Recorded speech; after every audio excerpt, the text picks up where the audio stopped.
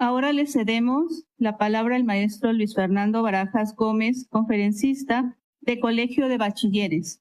El profesor es definitivo adscrito al plantel 11 Nueva Azcapotzalco, es licenciado en Filosofía y en Psicología, ambas por la Universidad Nacional Autónoma de México, UNAM, y maestro de Desarrollo Educativo por la Universidad Pedagógica Nacional. Formado dentro de la línea de generación de conocimiento y hermenéutica y educación multicultural. Actualmente cursa el doctorado en educación y diversidad en esa misma institución. Es autor del libro La filosofía en el Colegio de Bachilleres a 50 años de su creación y coautor en libros colectivos. Ha participado también en publicaciones de divulgación en la iniciativa de revista Prometeo. Sus principales líneas de trabajo e interés son la educación, bioética, la enseñanza de la filosofía y la hermenéutica en la educación. Invitamos al maestro Luis Fernando Barajas a que nos comparta sus reflexiones acerca del tema Apuntes sobre la cuestión educativa contemporánea en diálogo con Pierre de Jean Olivier. Muchas gracias. Bueno, pues en primer lugar quiero agradecer la invitación para participar en este segundo ciclo de conferencias. Es para mí un gusto pues compartir esta mesa con el maestro Heriberto, con la doctora Angélica, y creo que en este diálogo pues encontramos líneas de interés muy próximas. Ahorita escuchando a la doctora, pues creo que va a haber por ahí algunos match, podríamos decir, y pues espero que siguiendo esta ponencia pues ustedes vayan como tejiendo, ¿no?, estas coincidencias desde perspectivas pues bastante distintas, pero que convergen, ¿no?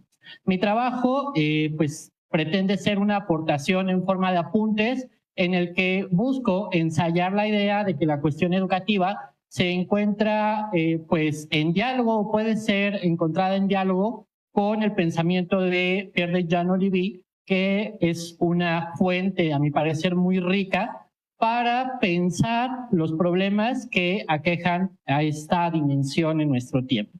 La estructura del trabajo va a ser más o menos la siguiente. En primer lugar, voy a plantear 4 tópicos problemáticos en el fenómeno educativo contemporáneo, que son, en primer lugar, el antropocentrismo, el paradigma empresarial propio de la modernidad americanizada, el binomio inclusión-exclusión y lo que yo denomino la aporía de la emancipación-sujeción.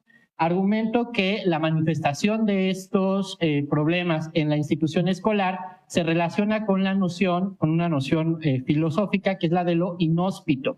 Y seguido de ello recupero algunos elementos esenciales sobre la vida del filósofo francés para finalmente presentar una serie de apuntes sobre la cuestión educativa desde la recuperación de los planteamientos del pensamiento de Pierre de Jean Olivier y el franciscanismo primitivo. En especial, pues haré énfasis en la noción de hospitalidad cosmocéntrica como brújula de la actividad formativa, y debo advertir que los planteamientos aquí realizados tienen como centro de atención las instituciones escolares, sobre todo urbanas, ya que en algunas partes de nuestro país no se presentan los mismos fenómenos descritos, o al menos no con la misma intensidad. Esto pues se debe a la gran diversidad de contextos que hay en nuestra nación, y sin embargo, lo cierto es que continúa una tendencia homogeneizadora dentro de las políticas públicas en materia educativa. Y bien, pues para comenzar con el abordaje de la problemática, quisiera definir qué entiendo yo por educación, y cuando hablo de educación me refiero a un fenómeno amplio que involucra la cotidianidad de los sujetos que participan de una forma de vida colectiva y que consiste en procesos de reproducción e innovación dentro de un entramado de significación al cual denominamos cultura y que se manifiesta de manera diversa en comportamientos comunes e individuales, saberes construidos, creencias compartidas, etc. Pese a la amplitud del fenómeno educativo, la modernidad ha erigido a la escuela como institución educativa por excelencia, concentrando en ella la mayor responsabilidad respecto a ese proyecto de enculturación al que he hecho referencia. Si bien podemos decir que ha habido instituciones educativas semejantes a la escuela moderna en muchas culturas temporalmente anteriores, ¿no? Por ejemplo, el Calmeca, etcétera. La modernidad ha hecho de esta institución escolar el depósito de la tecnificación del proceso formativo a través de la imposición de nociones, prácticas y estrategias que provienen de las ciencias de la eficientación de recursos. En este caso, recursos vertidos en la educación y cuyo resultado incluso se evalúa con criterios de esa misma naturaleza, como el de eficiencia terminal, calidad educativa, etc. No solo la tecnificación del proceso formativo se ha erigido como un elemento articulador de la institución escolar, que es pues un fenómeno propio de la modernidad capitalista. A este se suma la adecuación de la escuela a lo que Bolívar Echeverría denomina americanización. Bolívar Echeverría tiene una perspectiva desde la cual, y abro cita textual, la actividad intelectual necesita aislarse y concentrarse para poder ser verdaderamente productiva. Por ello, es importante que exista un campus, una zona aparte, es decir, un campo de concentración de la actividad intelectual. Cierro la cita. Es en el contexto de la fundación de Ciudad Universitaria que Bolívar Echeverría ejerce esta crítica a la institución escolar. Dicha americanización o neoliberalización ha construido el mito de una escuela desideologizada y despolitizada. Aquí me atrevo a utilizar el término mito en su peor acepción, que es la de pues una falsificación de la realidad, una mentira. Y bajo esa premisa de objetividad, la educación pues ha dejado de ser reflexiva, de ser crítica y transgresora, como mencionaba la doctora Laura, pues tal como se proponía en el discurso originalmente, y se ha convertido en el simple reflejo de las fuerzas sociales del presente, abandonando un proyecto de futuro y abrazando un presentismo conservador del estado de las cosas, de las desigualdades y las injusticias. La escuela se ha erigido como un entorno humanizador y en ella no solo se busca que los formandos y las formandos se ajusten a un ideal de ser humano, sino que la inclusión de lo no humano también dentro de sus planes y programas de estudio se tiende a hacer siempre en referencia con nuestra especie y orientado hacia su aprovechamiento. Así, los elementos de la naturaleza se convierten en recursos, en seres pasivos u objetos de estudio y de manera limitada se les reconoce como agentes de sí mismos y de su entorno, ¿no? Se les ve únicamente como un elemento del entorno, incluso decorativo. La propia construcción arquitectónica de la escuela establece claros límites en las relaciones que debe mantener la comunidad humana con el resto de las criaturas circundantes. Así, por ejemplo, encontramos los ornamentos vivientes en las jardineras, rodeados de cemento, de barrotes metálicos y además a cargo de personal específicamente destinado a su mantenimiento. En el caso de haber animales, suelen estar sometidos a la violencia que representa la experimentación para la enseñanza o, en el mejor de los casos, como seres que existen y transitan dentro de la escuela, sí en espacios comunes, pero sin participar realmente de esas relaciones institucionales. Son pues sujetos presentes en la escuela, pero que son prescindibles dentro del discurso escolar como agentes en el proceso formativo. La institución escolar, además, se ha atribuido la facultad de establecer una diferenciación entre los sujetos que son aptos o no para ser beneficiarios de su pertenencia. Así, la membresía en una institución marca las posibilidades de desarrollo del sujeto en su proceso formativo. Sin embargo, tal inclusión lleva, por supuesto, en el seno la exclusión de aquellos que no cumplen con los criterios de acogimiento, pues plantea que hay una aptitud o deseabilidad de unos en detrimento de los otros. Además de la membresía, y una vez formando parte de esta, los sujetos que son considerados educables por la escuela encuentran que ya dentro de ella hay definido un conjunto de condiciones para su tránsito.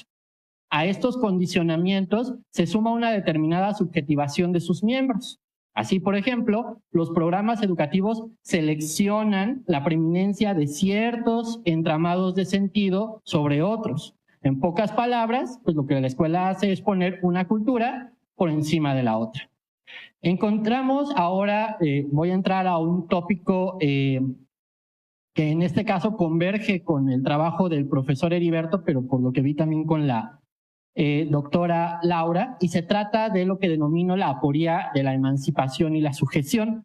Con este término me refiero a la tensión que existe entre las pretensiones de atribuir a la escuela la posibilidad de liberar al humano tanto de las cadenas del poder como de la ignorancia y el prejuicio, de promover el pensamiento autónomo y crítico, y la insalvable necesidad, a partir de una realidad presente, tanto material como ideológica, cargada ya de sentidos y de condiciones tangibles y concretas. La educación escolarizada, desde mi punto de vista, es aporética en este sentido, precisamente porque en tal afán liberador conduce al estudiantado por sendas que ya están definidas, por contenidos, autores y obras que han sido determinados por la propia tradición académica como saberes condicionantes para el tan anhelado objetivo. No es raro escuchar, por ejemplo, la defensa de perpetuar en los programas de estudios la presencia de tal o cual autor, porque si no se le incluye, pues entonces se perderá eso que llamamos el pensamiento crítico, ¿no? Y entonces el pensamiento crítico parece que se arrodilla ante la autoridad de la tradición académica. Esta condición aporética de la educación escolarizada, que pretende la emancipación del sujeto educable a través de determinadas condiciones de ingreso, tránsito y logro, parece una cuestión insalvable, una tensión que se antoja necesaria porque la educación implica, como se ha dicho, reproducción e innovación, y que, sin embargo, no debe olvidarse de la reflexión sobre los procesos concretos que la atraviesan. El desarrollo curricular, la formación docente, la práctica académica, las relaciones institucionales, etc. Bien, todas estas contradicciones y retos se han manifestado en los últimos años en una tensión cada vez mayor entre los proyectos escolares y de desescolarización. Los primeros, los proyectos escolares, pues por supuesto que se adjudican la garantía del saber a partir de criterios homogeneizadores o normalizadores en pos de una supuesta calidad y objetividad. Los otros, los desescolarizadores, se justifican en la necesidad de rebasar justamente la imposición de una episteme determinada como la única vía para comprender y construir una forma de habitar. Algunos proyectos políticos no hegemónicos han apostado por esta última postura e incluso entre la comunidad filosófica se ha buscado crear espacios no formales en los que la formación filosófica se distancie de la lógica academicista, ¿no? Estos talleres de filosofía, entre otras prácticas que han venido surgiendo con los años. Por otro lado, prácticas formativas originalmente no escolares, como la transmisión de saberes, como la partería, la herbolaria, se han ido aproximando cada vez más a esta estandarización a través de procesos de certificación institucionales, de conocimientos y adecuándose de cierta manera pues también a una mecánica de lo escolar. Y todos estos puntos que he señalado son, en mi opinión, una manifestación de lo que denomino lo inhóspito de la institución escolar, o más en general, la educación inhóspita. Y esta noción resulta de una extrapolación del concepto de hospitalidad de Jacques Derrida, que, bueno, en la filosofía, en su filosofía de la deconstrucción, se trata de una noción que al mismo tiempo resulta esperanzadora y problematizadora. ¿Por qué? Porque la misma palabra contiene ya una tensión inherente etimológicamente. La voz que le da origen a hospitalidad es hostis, que significa extraño, y es compartida tanto por hostilis, enemigo, y ote, que es huésped. Y la hospitalidad justamente refiere a la disposición y la acción de un sujeto o un colectivo para permitir el acceso de lo otro con el fin de la transformación de sí mismo, como si dijese, entra y transfórmame. La hospitalidad requiere que el anfitrión sea desplazado al lugar de un invitado en su propia casa y el huésped al lugar de hospedero. A esto refieren Nigro, Díaz y Fisgativa cuando señalan que se crea una relación de doble rehenía, misma que transforma a ambos participantes mediante un sacrificio que consiste en quedar expuesto ante la alteridad, que no es una alteridad exclusivamente humana, también hay que señalarlo. Y reconociendo esto, pues se puede considerar que la educación escolarizada es inhóspita en varios niveles, acercándose más al sentido de hostilidad que al de acogimiento. Se impide a sí misma el sacrificio de apertura a la alteridad humana y no humana. Sus programas tienden a ser cerrados, el discurso magisterial se expresa a sí mismo en la tradición, los vivientes no humanos son objetos, no son agentes hospederos ni huéspedes en su implicación más profunda, y la misma emancipación queda reducida a una forma de emancipación ya supuesta por el sistema. Ante esto, lo que yo propongo es recuperar el pensamiento en la obra de Pierre de Jean Olivier, que pues a veces ha sido traducido como Pedro de Juan Oliva, que fue un fraile y filósofo franciscano medieval, y como ustedes recordarán, el franciscanismo surgió como un movimiento transgresor de las instituciones y prácticas que aparecieron en la Iglesia durante los siglos XII y XIII. Jacques Le Goff y Éloi Leclerc coinciden en que este movimiento respondía también a las aspiraciones del movimiento comunal que llevó a varias revueltas en los burgos italianos en búsqueda de una mayor independencia respecto al señor feudal, de igualdad, de fraternidad entre sus miembros. Sin embargo, estos ideales pues pronto se vieron superados por la entrada de un fenómeno que fue el monetarismo de la época y acabó cooptando estas aspiraciones de igualdad, sometiéndolos pues al poder del dinero, ¿no? Un dios naciente, mencionan estos dos autores. Jacques Dallahan, otro historiador del franciscanismo, hace referencia a los pasajes hagiográficos de Tomás de Celano, que fue compañero de Francisco de Asís, y señala que la rememoranza de ese santo no atiende exclusivamente a una cuestión de fe. Él lo dice de la siguiente manera: la pobreza franciscana no es una postura espiritual o una figura simbólica. Hay consideraciones políticas en esta recuperación de la memoria. Cierro hasta allí la cita. Al igual que Celano, Olivier fue contemporáneo de Buenaventura de Bañorrello. De hecho, se sabe que conoció a Fray León, que también fue uno de los compañeros del fundador de la orden. Y Olivier es un personaje que con su obra confrontó las imposiciones jurídicas que en su tiempo buscaban limitar las acciones de los franciscanos respecto a su ideal comunitario, ¿no? Desafortunadamente su obra ha sido pues bastante descuidada por la doxografía, por la filosofía en lengua española, que de hecho se observa que al español solamente hay traducción del Tratado sobre los Contratos, sus opúsculos y uno que otro fragmento. El propio Giorgio Agamben, que es un filósofo italiano, seguramente algunos de ustedes están familiarizados con su obra, pues recupera el pensamiento de Pierre de Jean Olivier porque considera que la relevancia de sus planteamientos pues representa un caso paradigmático de resistencia intelectual al cada vez más amplio alcance en aquel momento del derecho sobre la vida humana.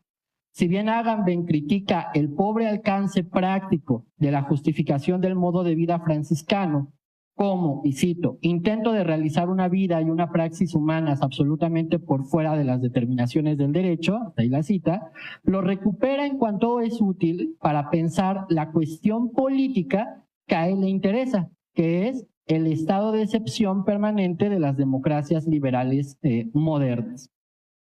La defensa que realiza Olivier sobre el pauperusus o el uso pobre representa para Agamben el más acabado posicionamiento teórico para defender el modo de vida franciscano como una forma de vida que se encuentra justificada jurídicamente, pero que no puede ser aprendida por el derecho.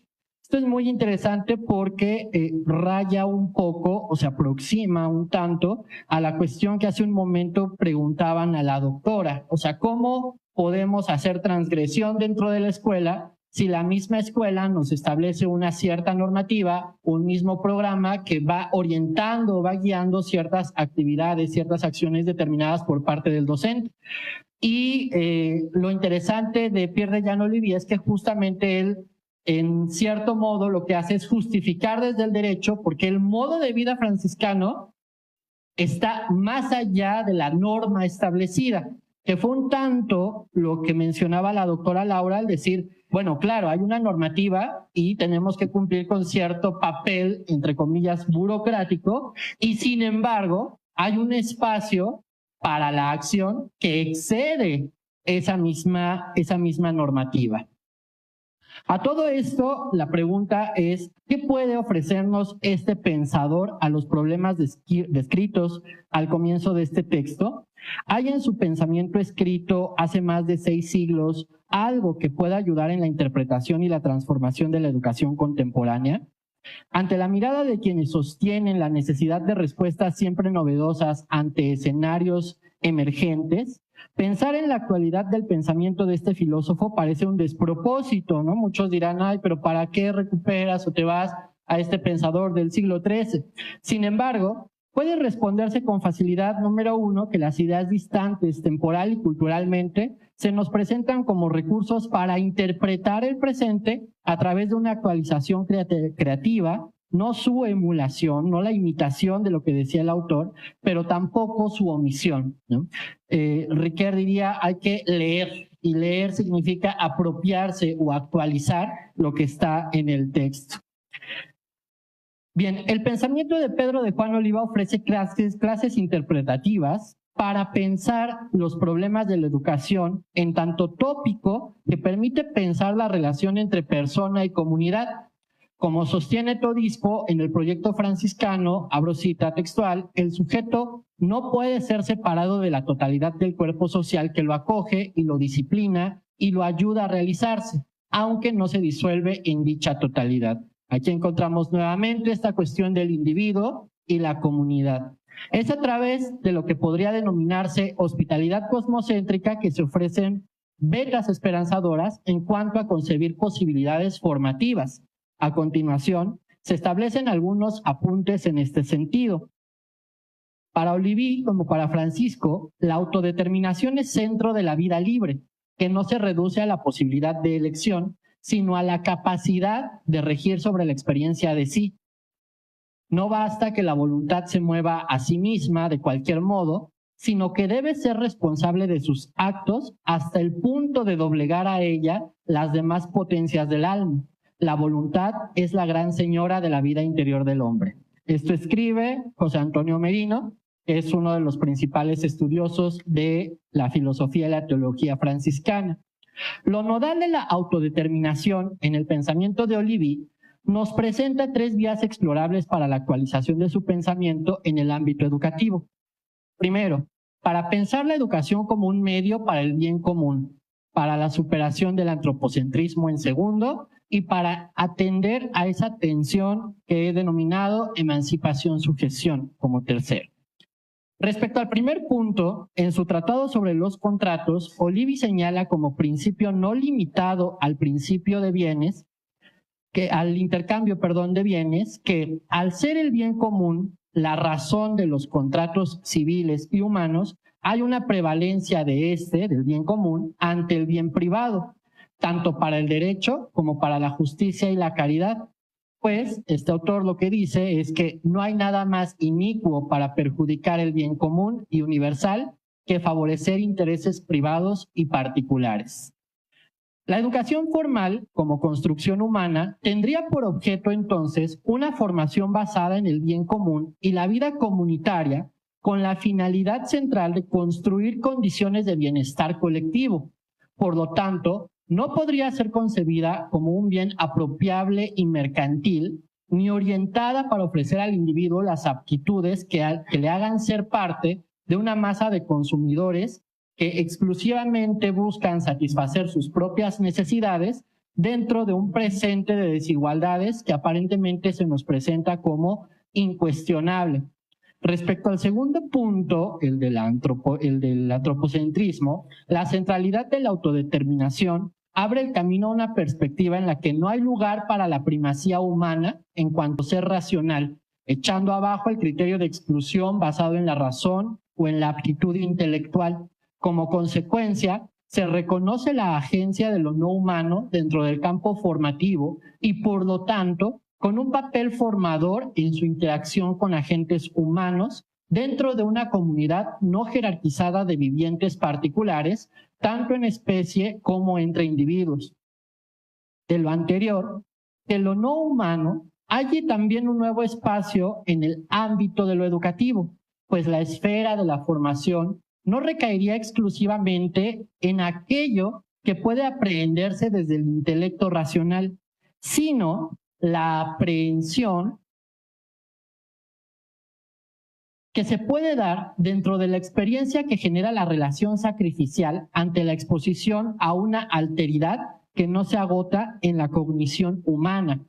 Precisa, por lo tanto, requiere del reconocimiento de la posibilidad y la necesidad de transformación de quienes participan en esa determinada relación. Bajo este razonamiento, la educabilidad hospitalaria se nos presenta como un escape a la lógica excluyente de la escuela antropocentrista, porque reconoce el valor intrínseco de toda criatura y lo que éstas aportan como agentes de sí mismos y de su entorno. Una tercera consecuencia se encuentra en el campo aporético de la sujeción-emancipación. El maestro provenzal cuestiona al intelectualismo universitario de su época. Aquí hay otro vínculo con lo que cuestionaban hace un momento. Institución en la que ya no es posible pensar más allá de lo que se encuentra ya discutido a través de los medios ya establecidos. Abro una cita textual de Pulido que recupera el pensamiento de Olivier y dice: no es la utilización de un arma conceptual la que nos acerca más a la verdad y nos hace amarla, sino sobre todo el alejamiento de las lógicas de poder y de dominación del saber que ejercen, ojo en esta frase, las instituciones donde dicha búsqueda ha sido ya resuelta. Y eso es lo que pasa con la institución escolar, que la institución escolar muchas veces deja de buscar construir conocimiento para simplemente convertirse en una reproductora de lo que ya está establecido como una verdad.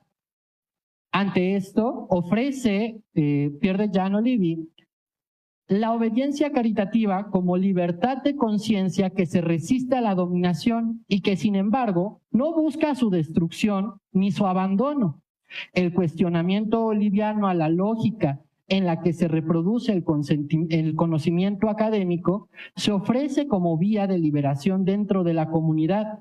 Increpa las prácticas que hasta el día de hoy sostienen y reproducen estructuras sociales, pero también epistémicas. Olivier nos interpela como sujetos de educación del siglo XXI a través de su noción de libertad como autodeterminación, que lleva el germen para pensarle como fenómeno de acogimiento en el que el sacrificio es condición para su existencia. Con todo esto, no extraña que una obra coordinada por Alain Bourreau y Sylvain Piron en 1999 y dedicada a este pensador lleve por subtítulo Pensamiento escolástico, disidencia espiritual y sociedad. Muchas gracias.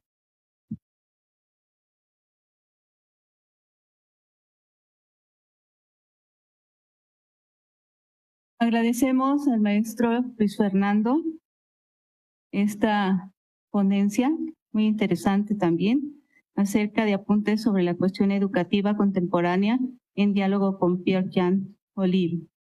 Continuamos con nuestras rondas de preguntas. Vamos a esperar un momentito para que nos acerquen las preguntas y que pueda responder el maestro Luis Fernando. Gracias.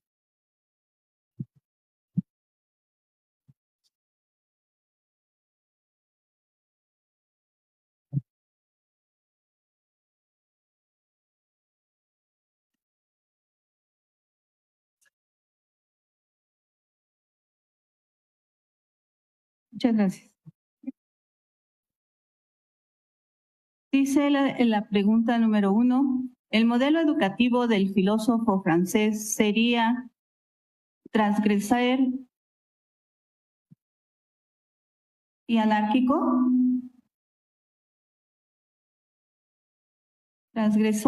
Es transgresor y anárquico. El modelo educativo del filósofo francés sería transgresor y anárquico. Ok, supongo que con el filósofo francés se refieren a Pierre de Genolier. Pues sí, de hecho, algo muy interesante, digo, creo que es un poco anacrónica esta noción de anárquico, pero algo muy interesante en general del movimiento franciscano primitivo, ¿no? Hay que distinguirlo del franciscanismo posterior, sobre todo a la muerte del propio Francisco de Asís, resultaba era un movimiento que cuestionaba o que interpelaba no solamente las estructuras políticas de la época, especialmente la institución religiosa, sino las estructuras universitarias que en ese momento iban naciendo.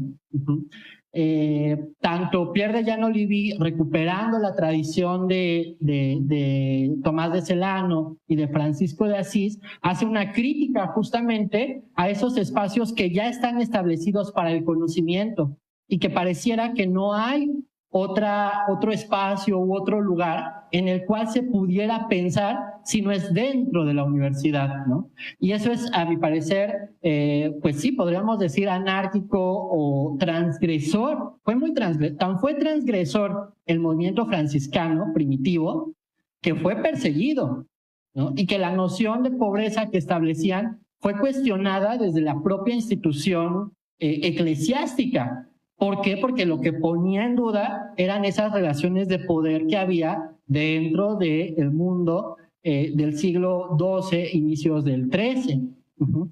Hay un colega francés contemporáneo que es Patrick Loret, y el doctor Loret lo que dice es que el franciscanismo primitivo podríamos decir que es un movimiento político de izquierda, ¿no? Digo, si lo queremos ver en estos términos un tanto anacrónicos, podríamos decir eso, ¿no? Entonces, cuando dicen es anárquico, pues sí, si lo queremos extrapolar, sí. Bueno, siguiente pregunta, si es algo relacionado al anterior. Si para el pensamiento franciscano no hay jerarquización ontológica y la hospitalidad no se da respuesta al papel del humano por desplazar al huésped de su agencia, entonces si no es la razón, la jerarquía y la hospitalidad, la condición de posibilidad de la autodeterminación, no es el ciudadano de sí y del otro esta posibilidad. ¿Y qué dirías sobre este concepto en el autor? ¿Puedo ver? Sí, claro. Su agencia dice papel. Sí, de la. Ok. Si no es el cuidado de sí y del otro, esa posibilidad de la hospitalidad. Bueno, lo que pasa es que esta noción de cuidado de sí y del otro, pues muchas veces está vinculada con corrientes, por así decirlo, personalistas, sobre todo con el personalismo cristiano, por ejemplo, al cual de cierto modo está vinculado Paul Ricoeur, y justamente su base, pues, es aristotélica. Y claramente cuando entramos en ese campo, pues la razón vuelve a ser un criterio de importancia. Entonces, a lo mejor habría que repensar, ¿no?, esa noción del cuidado de sí, más allá de la razón, ¿no? Porque incluso una cuestión importante en el cuidado de sí, en el caso de Paul Ricoeur, pues es la posibilidad de la narratividad.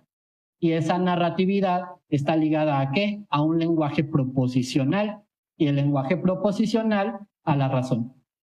Entonces, a lo mejor habría que recuperar una noción de cuidado de sí distinta, ¿no? Que sea incluso más antigua, como la que proponían pues, los estoicos y todas estas escuelas helenísticas, ¿no? Habría que explorarlo, pero es muy interesante. Dice, ¿podría compartir el nombre del texto de Bolívar Echeverría donde hace la cita? Claro que sí, permítanme un segundo. Aquí lo traigo. de Echeverría. Bueno, hay que decir que está dentro de un compilado. El compilado se llama Crítica de la Modernidad Capitalista. Es una antología que salió en 2011 y el texto se llama Sobre el 68. Fue editado en 2008, pero es, como les decía, pues obviamente mucho más antiguo, ¿no? Gracias. ¿Cómo romper el anacronismo en prácticas educativas actuales? ¿Cómo romper el anacronismo? Bueno, me imagino que se refiere como a prácticas como la repetición Sí. o como prácticas didácticas, digamos, ¿no? Me imagino, o dinámicas dentro del aula que son anacrónicas, que ya no corresponden como a estas nuevas perspectivas. Si es así, pues volvemos, ¿no? A lo mismo. Creo que uno de los puntos esenciales en la educación desde esta perspectiva es la relación que permite que el otro me transforme. Entonces, ¿cómo rompemos con estas dinámicas tan acartonadas de la escuela o del aula tradicional? Pues justamente permitiendo que los alumnos entren en ese espacio y lo rompan, ¿no? O sea, no que rompan las mesas o las sillas, ¿no? Sino que rompan esta tensión o esta dinámica tan ya establecida del docente que está enfrente como el sujeto conocedor, ¿no? Y el sujeto que está allí sentado en un pupitre, pues como el que tiene que aprender, el que tiene que tomar estos conocimientos que ya, insisto, están dados por hecho, ¿no? Y en ese sentido, pues creo que voy a hacer uso de un concepto que no empleé en la ponencia, pero sería interesante, que es el de la humildad, ¿no? Creo que si queremos romper con esas dinámicas, hay que ser humildes ante ese otro que está frente a nosotros, llámese estudiante, llámese colega, llámese el perro o el gato que a veces entra a nuestros salones, y permitir que ese otro nos cuestione. Porque hasta cuando entran los animales al salón de clases, bueno, al menos en mi caso esa es la experiencia, rompen, ¿no? Rompen incluso la dinámica, se te suben al escritorio, ya hicieron un desastre con tus papeles, o van con el estudiante, se les suben. Bueno, todo eso que estamos tan acostumbrados a no permitirlo, que rompe con la estructura de la clase, pues hay que hacer un voto a la humildad y ver qué podemos aprender de esa circunstancia, ¿no? De ese otro. Gracias. A partir de esta frase, el pensamiento crítico se arrodilla ante la academia. ¿Qué autor, escuela o filósofo debería aparecer en los programas de estudio de colegio de bachilleres? Pierde ya no le ¿Cuál debería cuestionarse? Pues todos deberían cuestionarse. O sea, de entrada, ¿no? Justo creo que hacia donde va la ponencia es a cuestionar eso. O sea, muchas veces en estos cambios curriculares que estamos viviendo, el señalamiento de algunos colegas es, pero es que quitaron a fulanito. Bueno, es que el que no aparezca su nombre no quiere decir que no lo puedas recuperar, pero tampoco lo des como misa de las 7. ¿No? O sea, si de lo que se trata es de cuestionar, de interpelar. Si ustedes me dicen, bueno, ¿qué piensas de Pierre de Jan Olivier? Yo, por supuesto, lo recuperé aquí para establecer un diálogo. Pero también hay una crítica, porque finalmente Pierre de Jan Olivier no es tan cosmocéntrico como se los presento, ¿no? El propio Buenaventura, que también fue franciscano, también establecía ciertas jerarquías, ¿no? En sus obras. Y sin embargo, podemos recuperarlos para dialogar con ellos a la luz de lo que hoy en día estamos construyendo como conocimientos, ¿sí? Entonces, ¿quién debería aparecer? El que ustedes consideren que sirve para cuestionar la realidad de los estudiantes. ¿A quién deberíamos de cuestionar? A todos, incluyendo al que nosotros incluimos. Gracias. Dice, además de círculos de estudio sobre filosofía, ¿qué prácticas y actividades extraescolares se sugiere trabajar con el estudiantado? Pues es que depende del contexto. O sea, volvemos a lo mismo. Si yo les diera la receta de vámonos todos al jardín, bueno, es una posibilidad, pero hay muchísimos elementos, problemas, dinámicas que pueden desarrollarse a partir de las propias necesidades del contexto. O sea, yo recuerdo un profesor de colegio, o sea, no lo podemos hacer nosotros por ciertas limitantes administrativas, pero este profesor de bachilleres del Estado de México me decía, yo a veces me pongo a barrer la calle con los estudiantes. Y entonces pasa algo muy interesante, porque los vecinos pasan y dicen, ¡ay, qué bueno que están barriendo, que no sé qué! Y entonces, entre la comunidad de los estudiantes y la comunidad en la que se inserta la escuela, comienza a establecerse una relación que muchas veces no existe. ¿Por qué? Porque como somos planteles cerrados, pues el estudiante llega, pasa la puerta, se cierra la puerta y no salen hasta que tienen que tomar su transporte de regreso. Y entonces, pues pareciera que la escuela otra vez está flotando ahí en un lugar en el que no hay nada que resolver. Hay mucho que aprender, pero nada con qué relacionarte. Entonces, yo les podría decir, salgan todos a barrer en su escuela, pero número uno, las condiciones son distintas. Y número dos, a lo mejor hay planteles donde las calles están limpias y no hay esta necesidad de, ¿no? Si lo quisiéramos ver como una alternativa, por ejemplo, el plantel 20, pues está limpio. Si te vas al 11 o afuera, pues muchas veces no pasan a recoger la basura afuera del plantel, hay que mencionarlo. En otros planteles, adentro del plantel es donde se requieren estas actividades colectivas, o a lo mejor no de limpieza, pero sí de recuperación de los espacios, ¿no? Que hay tierra, pero pues esa tierra no sirve para nada, ¿no? Está infértil. Entonces, a lo mejor ahí podría establecerse una nueva forma de relacionarse, y que eso no excluye, insisto, la parte disciplinaria y de los conocimientos, la parte instructiva que mencionábamos hace ratote, ¿no? La educación, lejos de emancipar, contiene a la sociedad en el modelo capitalista. Entonces, ¿cómo se contraviene la mecánica de favorecer la enajenación más que la emancipación? Sí, bueno, creo que ya lo habíamos más o menos abordado, esa pregunta. Hay espacios en los que se puede ir rompiendo, ¿no? Hay grietas dentro del sistema y es allí donde hay que irse insertando para ir abriéndolas cada vez más, ¿no? Esa metáfora me la dijo a mí una vez una maestra de educación especial. No es que yo haya ido a educación especial, que no tendría nada de malo, pero era una colega. Mi primer trabajo fue en educación especial y yo le decía, es que a mí me desespera yo no poder hacer algo fuera de los lineamientos, porque tienes que llenar una agenda con las acciones que están permitidas hacer, ¿no?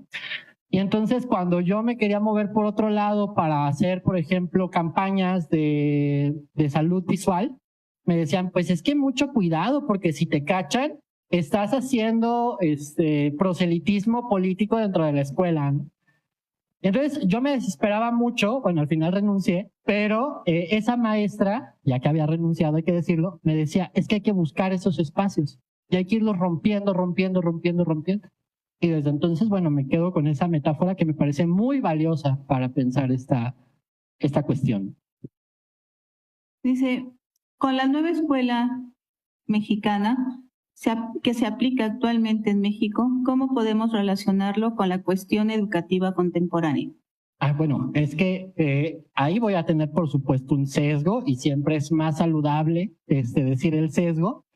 A mí me parece que es una propuesta potencialmente muy buena. O sea, cuando uno revisa, al menos en el caso de humanidades, por ejemplo, las llamadas progresiones de aprendizaje, los aprendizajes de trayectoria y las metas de aprendizaje, encuentra que hay una apertura para la filosofía actuante, no para la filosofía que va a repetir a Marx, que es a repetir la tesis de Feuerbach, la famosa de que ya pensaron mucho los filósofos y ahora hay que transformarla. Para eso ya no hay espacio tanto en el planteamiento que se está haciendo, al menos en media superior. ¿Por qué? Porque, como les decía, no hay un autor predeterminado. Pero que sí hay un aprendizaje de trayectoria que dice, cuestiona los significados, prácticas e instituciones culturales, económicos, políticos, sociales, para concebirse como agente de transformación. Entonces, por supuesto, ahí podríamos decir, pero falta la palabra filosofía, ¿no? O desde la filosofía. Claro, pero es que la filosofía no hace esa crítica de los significados culturales. La filosofía no hace esa crítica de las instituciones. ¿Con qué autor llenamos eso? Para eso somos especialistas en filosofía. Yo considero que podemos cuestionar una institución a la que se enfrentan nuestros alumnos desde tal autor. Vamos a traerlo aquí y vamos a pensar en el salón, en serio, si este autor está respondiendo a algo de nuestro presente. Y entonces hago una actualización de ese pensamiento desde la filosofía, pero con un fin que es ese, el de ser críticos ante instituciones, dinámicas, etcétera, etcétera. De acuerdo con los mecanismos que las instituciones de educación imponen para acceder a la membresía, considera que la educación pública de nivel medio superior y superior mexicana es excluyente. A ver, otra vez, ¿no?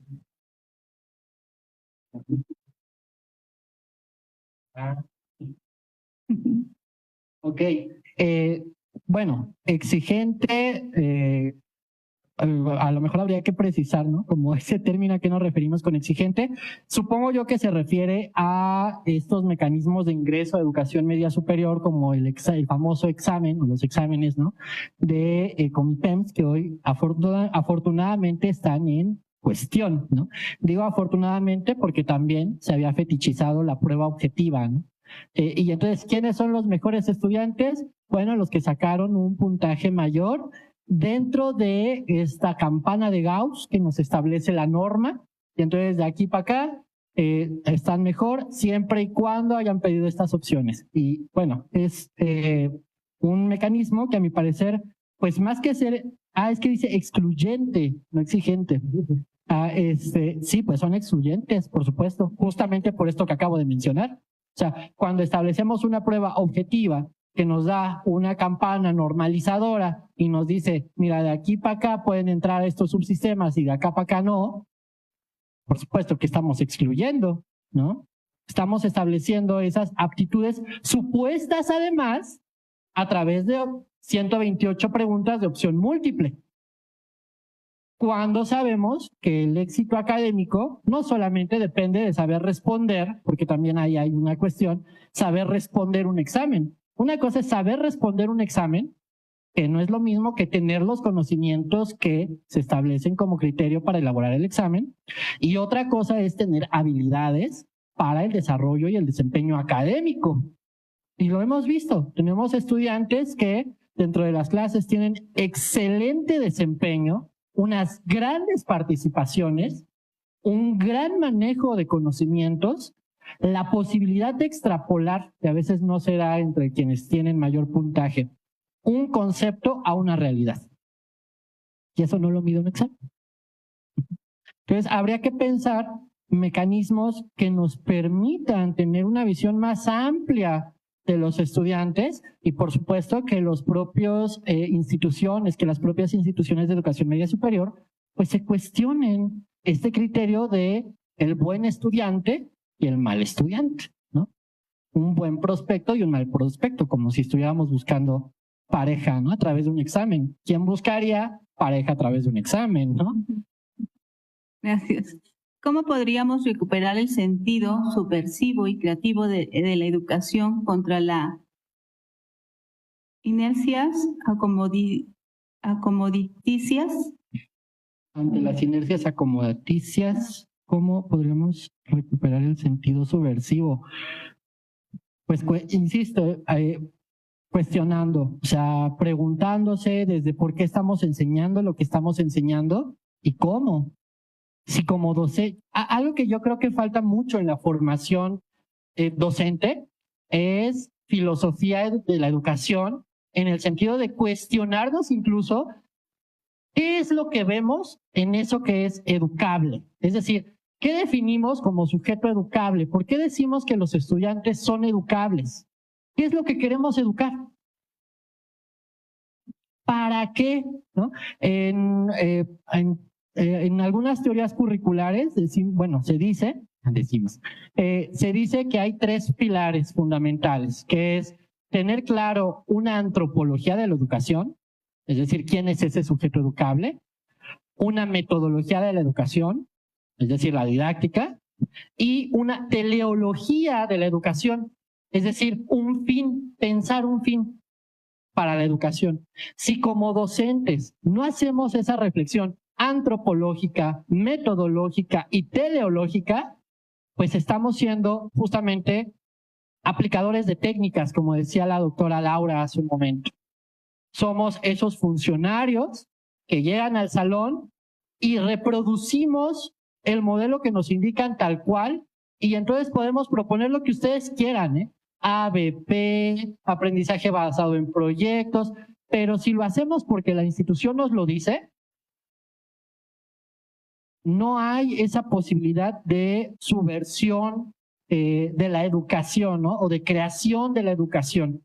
Justamente la parte creativa del docente está en que debe comenzar por cuestionarse a sí mismo.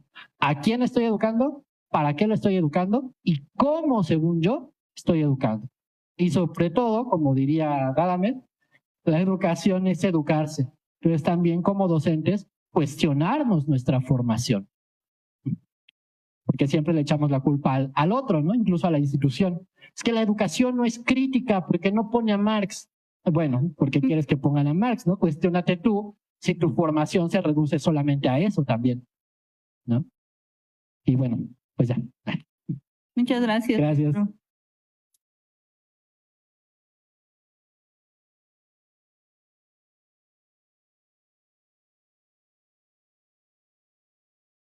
Y cedemos la palabra a nuestros ponentes para realizar un cierre. Y cuando concluyan ellos, cedemos la palabra a las autoridades de la Universidad Autónoma Metropolitana y del Colegio de Bachilleres. Bueno, pues una vez más agradecer la invitación, agradecer la asistencia de cada uno de ustedes. Y bueno, sí quisiera hacer algunos comentarios sobre el trabajo del maestro Heriberto. En algunas cosas coincidimos, en unas cuantas diferimos, ahorita las vamos a desarrollar. Hace rato preguntaban sobre si la libertad era realidad o no, ¿no? Y incluso Heriberto dice, bueno, la respuesta es no, ¿no? En el colegio no. Y yo ahí, por ejemplo, apelaría un poco a la distinción que hace Paul Ricoeur entre ideología y utopía, ¿no? Cuando señala que en ambos aspectos pues hay diferentes niveles, ¿no? La ideología tanto puede ser un discurso que ayude a la cohesión, como puede ser una falsificación de la realidad cuando simplemente se reproduce de manera acrítica, y esto lleva, por supuesto, a prácticas coercitivas incluso, ¿no? Y por su parte, la utopía pues también puede cumplir una función social muy importante, que es servir de brújula para, y también puede caer, dice Ricoeur, en la locura, ¿no? Volverse en una búsqueda de algo, pero sin cauce o sin sentido, y es también muy peligrosa. Sin embargo, pues creo que en ambos casos hay que apelar a las dos partes saludables de la noción de libertad saludable dentro del discurso ideológico, y también la libertad como una utopía construible desde las bases de las y los profesores que están aquí en todo el colegio, y por supuesto también de las y los estudiantes, porque finalmente es un discurso que ellos pueden apropiarse, ¿no? En ese sentido, pues la libertad no es que la institución nos la va a dar. La libertad nosotros nos la apropiamos y la creamos y construimos espacios de libertad. Por ejemplo, en algunos planteles dentro de las salas de profesores, en otros planteles en los jardines, en otros planteles incluso dentro del aula. Entonces, yo considero que hay que hacer este trabajo de ir construyendo, hay que llenar de contenido ese concepto de libertad, que a veces puede ser cooptado por los intereses más turbios, ¿no? Ya tenemos en Argentina y otros lugares del mundo gente que en nombre de la libertad, bueno, pues hace cuanto se le antoja en contra del bien colectivo, ¿no? Hay que construir sobre esas categorías para que entonces pues lo orientemos hacia el mayor bienestar posible. En esa misma línea, creo que, por ejemplo, estos espacios son muy importantes para construir esa noción de libertad. Ya Jacques Derrida hablaba, ¿no?, de la universidad, tiene un texto que se llama La universidad sin condiciones. Yo siempre digo que habría que extenderlo a la escuela sin condiciones, ¿no? En este caso, pues nuestro colegio, tener estos espacios donde los mismos miembros de la comunidad escolar critiquen a la institución escolar, hagan una reflexión, pero también busquen formas de poner en acción esos discursos, es muy importante. Cuando la universidad se achaca, o en la escuela en general, se achaca a sí misma la exclusiva palabra de decir hacia dónde orientar la educación, pues cuidado, ¿no? Porque entonces la escuela prescinde de nosotros. Si nos dan ya por hecho ciertas orientaciones o ciertas convicciones, pues el docente está para nada. Es lo que sucede muchas veces con estas formaciones virtuales, ¿no?, en las que ya hay ciertos contenidos y no hay para más, y no hay docente. ¿Por qué? Porque hay que llenar nada más con simples contenidos, como hace unos momentos comentaba la doctora Laura, ¿no? Y ahí es donde es sesgada, pero para que la tomen con el criterio que ustedes consideren. En uno de los documentos oficiales del nuevo marco curricular para la educación media superior dice lo siguiente: importante, lo ponen en negritas, importante. Los autores, obras, componentes o preguntas a continuación son elementos sugeridos. Se apela a la autonomía y creatividad docente para la elaboración y enriquecimiento de las planeaciones didácticas, ahí está el criterio burocrático, para que sean pertinentes y situadas en cada subsistema, privilegiando un ambiente de aprendizaje activo. Entonces, finalmente, claro que hay estos espacios, ¿no? Aquí mismo se nos está diciendo, a ver, tú aquí tienes que reproducirlo, ¿sí? Entonces, eso es muy importante que no lo perdamos de vista. Claro que hay un discurso que apela a esa libertad. Claro, por supuesto, que se puede caer en la ideología en su sentido negativo, de decir, bueno, ya con esto cumplimos con la libertad. Pero justo ahí es donde entra la acción del docente, a recuperarlo. Y ya para cerrar, no alargarme más en el comentario final, mi diferencia con la exposición un tanto de Heriberto es cuando habla de la aptitud, ¿no?, de los docentes, de que hay una aptitud docente. Este discurso me parece que, por supuesto, es políticamente correcto, tiene una tradición muy fuerte. Sin embargo, yo, por ejemplo, ahí apelaría a lo mejor a autores como Jacques Rancière, cuando habla del maestro ignorante, ¿no?, que incluso pone como ejemplo la experiencia de Joseph Jacotot, ¿no?, que era un maestro francés, que llega a la Universidad de Lovaina, una universidad también con mucha historia que recuperar, pero bueno, ahí lo investigarán ustedes, la Universidad de Lovaina. Llega a la Universidad de Lovaina y le asignan la clase de literatura francesa. Pero hay un problema, sus alumnos son holandeses y no entiende francés. Él es francés y no entiende el holandés. Entonces, ¿cómo les va a dar clase de literatura francesa sin ser literato? Alumnos que no saben francés, él sin saber holandés.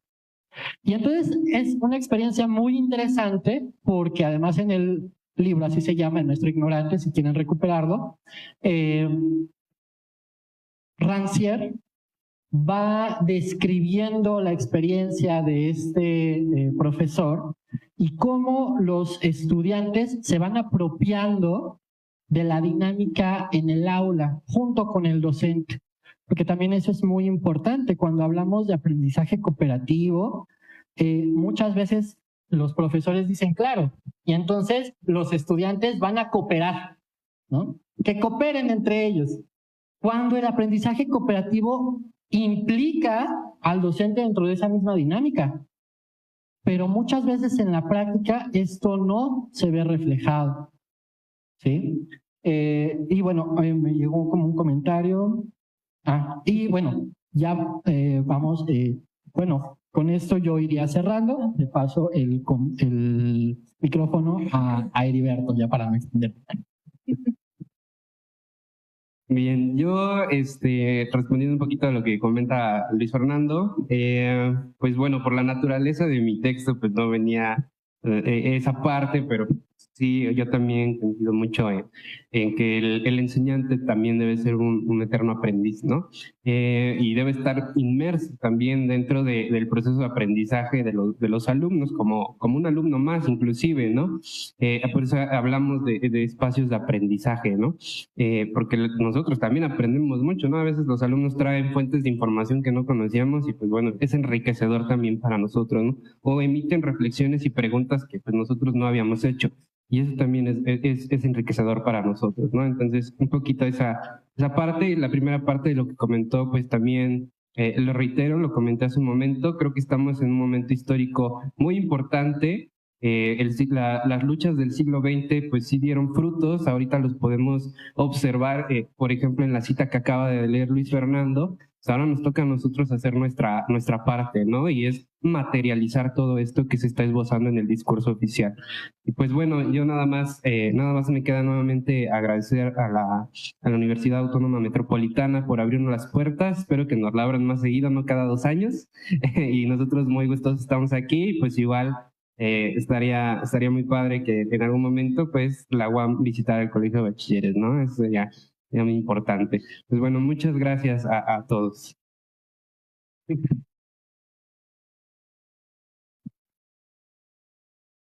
Cedemos la palabra a nuestras autoridades, por favor. Muchas gracias.